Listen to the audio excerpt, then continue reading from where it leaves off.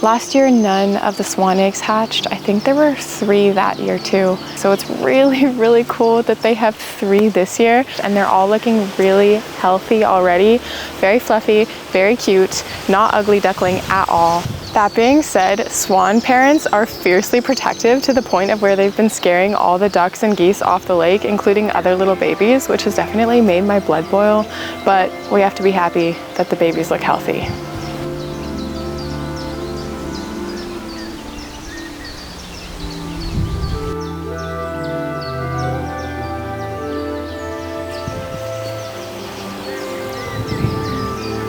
You coming?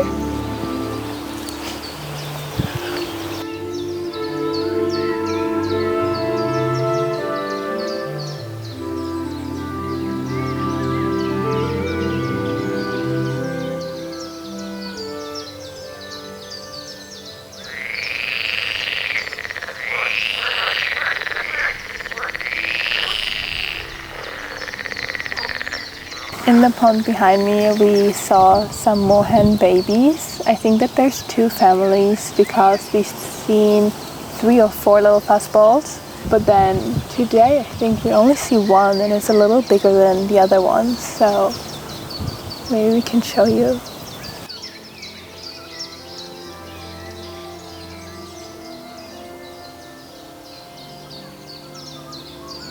Summer in northern Germany means all of nature and wildlife explodes, and there are just so many babies. Not 10 meters from where we're standing, there is a little den with baby minks. While all of the other babies that we've shown you guys today are out in the open, the nice thing about the mink babies is that they are through this path, which is covered in a bunch of stinging nettles. So this time of year, not that many people come through, but we're definitely going to go through and see if we can see them again today. Oh yeah, I'm getting stung. So the swans and the moorhens you can kind of get pretty close to, and it's no bother. The parents are right there and they just kind of don't even mind you. But minks are known to be very, very shy. And even though the mink babies were born blind, as Ellie discovered yesterday, we want to be very mindful when we go anywhere near them. We're going to try to keep our distance, but hopefully we can get some really good videos for you guys. You kind of know as soon as you get to a mink den because of the smell. It smells so intensely of dead animal. Musk, if you will. And by the way, the babies are not blind forever, they're just blind when they're born. But we do know that when we saw them this morning, they didn't even really seem to mind that we were around or even notice us, even though we were pretty close by. So we're not sure how old they are, but pretty young still for sure.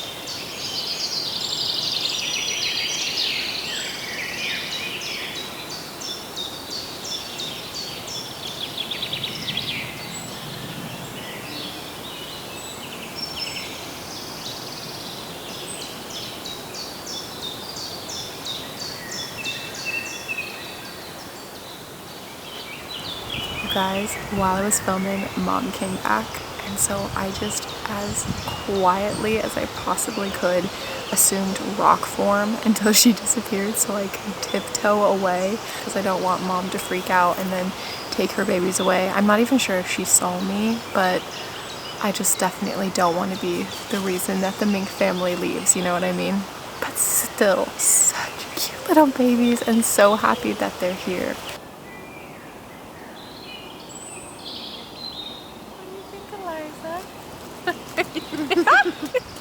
Nice. No. Why does it feel so good to do this? Listen to the birds, trying to just notice every sound around you. Leaf rustling, different bird sounds, little insects moving the leaves. Everyone's the same when you're in the forest.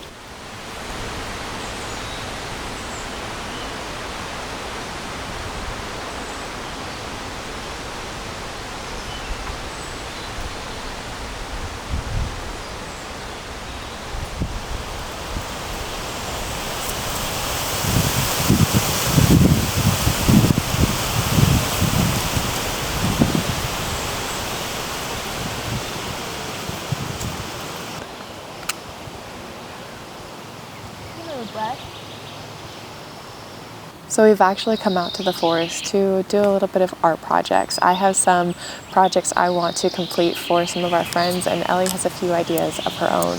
These are a bunch of mini jars that I made on my pottery wheel a couple weeks ago. I made a few and we put them on our fridge, and now I want to make a bunch more and give them to our friends as little gifts.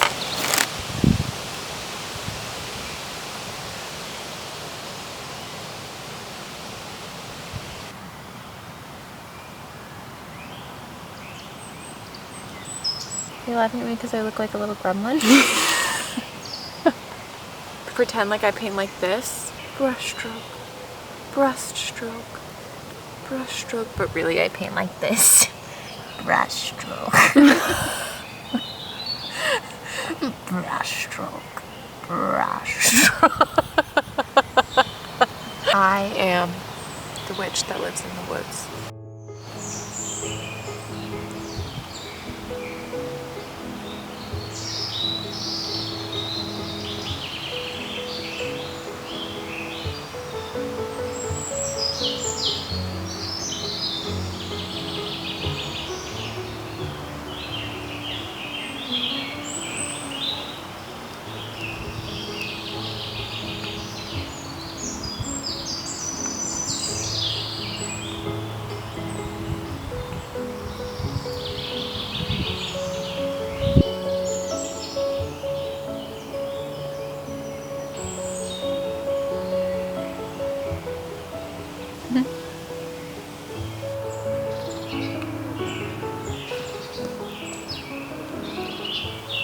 This is the little set I made for my friend. This is one that Ellie made for another one of our friends. We still have a lot more to go, but it is past 10 p.m. so we need to go home. How do you feel? Cold, but it was really lovely.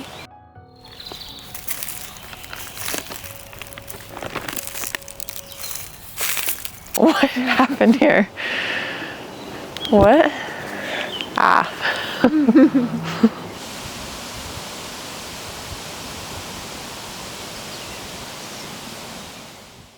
During my German lesson today, we had a bit of wisdom from our teacher. She looked to us and told us that no matter how much we study, no matter how much we memorize, we'll never be able to say we know German until we actually speak.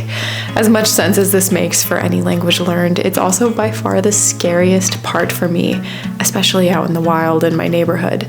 So while I can cover my house in post-it notes and try to remember common sentences on my own time, which does help, my classes through Lingoda, the language learning school that is once again kindly sponsoring today's video, is the main reason that I'm slowly learning to stop my heart from racing in every German conversation I have. Earlier this spring, Lingoda launched Lingoda Sprint, which is a 60-day challenge to help learners create consistent habits and see results quickly. And I just so happen to be doing it. It keeps you motivated with a structured schedule and a clear goal. And if you attend all of your classes, you get some big rewards, 50% cash back or more free classes. It's great if you're up for a challenge, if you want to see progress quickly, or if you want to make your language learning a daily habit. Classes through Lingoda are taught 24/7 every single day of the year, so you'll always find a class that suits your schedule. All of the curriculum is designed by language experts that covers all the main areas of your target language, be it English, Business English, Italian, French, Spanish, or of course German. If you're interested in checking out Lingoda Sprint, you can click on the link in the description box below to get 20 euros off or 25 USD off when you use my code MADDIE20. Thank you so much to Lingoda for sponsoring this video.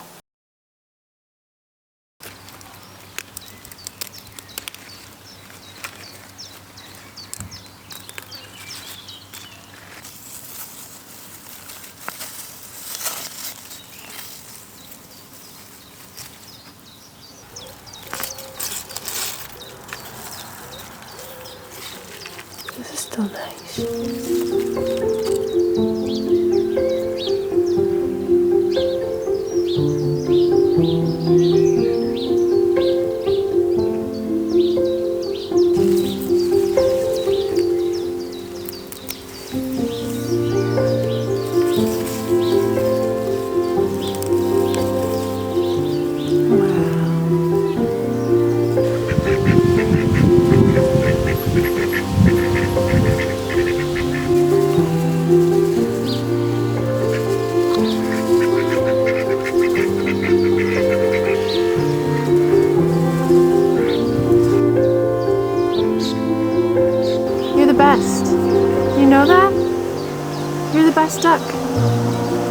tell the others I said that though, okay?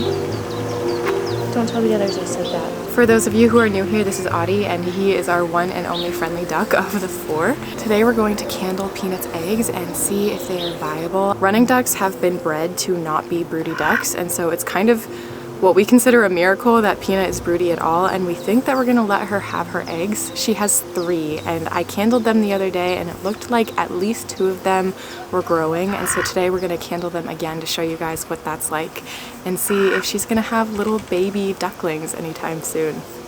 They should be actually pretty far along, and they're only in there for I think 28 days before they hatch, so if she is going to have babies, they'll be coming here pretty soon.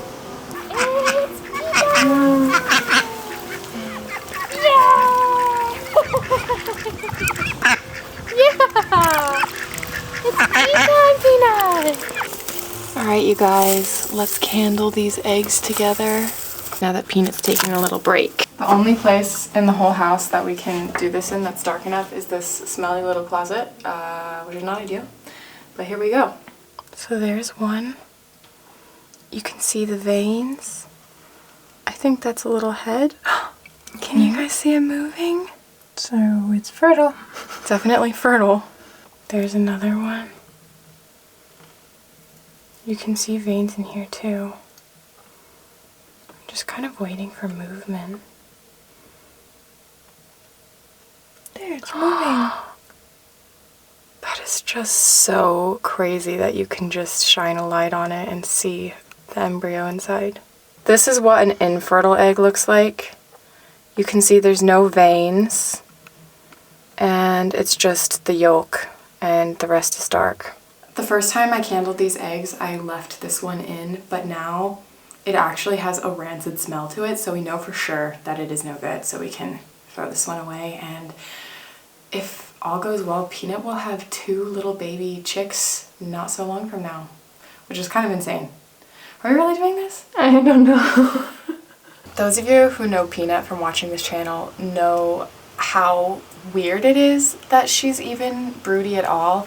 And I think that's the biggest reason that Ellie and I have decided to let her keep the babies.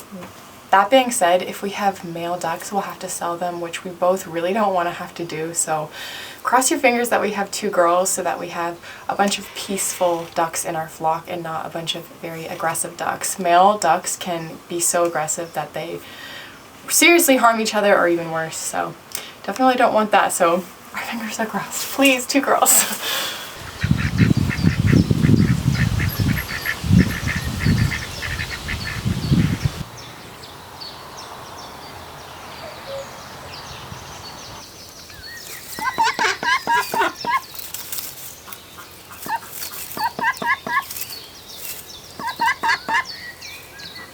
About a month and a half ago, maybe 2 months now, we planted our garden here, and we planted it with the intention of it being a permaculture garden. We kept a bunch of research in mind when doing that, and today we're going to be harvesting some of the first things that we've grown.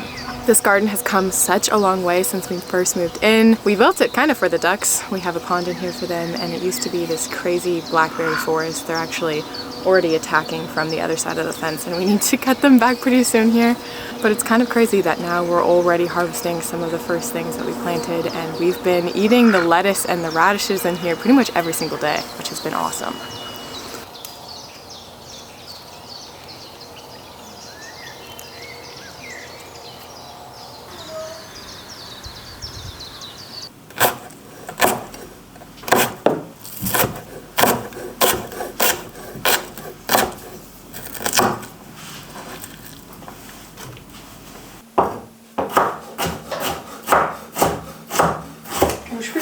Tofu. Well, I was trying last year to grow soybeans, but they didn't really go well. These are little chive flowers, and it actually tastes very similar to chives, maybe a little bit stronger. And so we've been using these in our salads a little bit too. A nice sprig of color.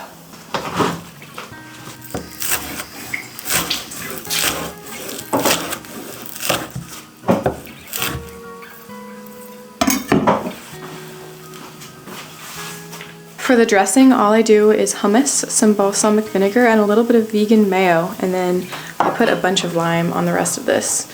I also add a little bit of salt, pepper, and cracked red pepper too, and nutritional yeast.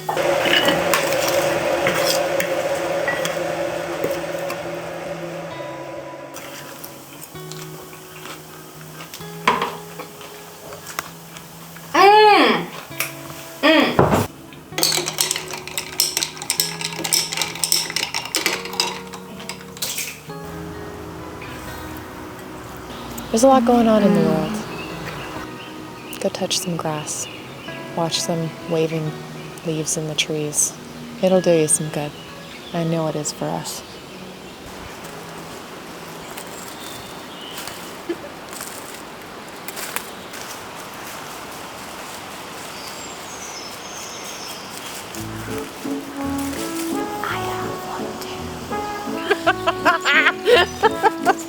Fair, fair. I feel really chronically dehydrated. She's panicking now that I gave the mic to her, so she's completely lost it. He's so cute. You're such a good boy. I love you, Audie. You guys are really scary. Ich bin Deutsch. He's so cute. They're so cute. Do you want to organize them, Eliza? I'm not going to try to do it with so much flourish. That was too much flourish. Completely unfazed. Oh man, I love you, dog. How are you feeling about the summer so far?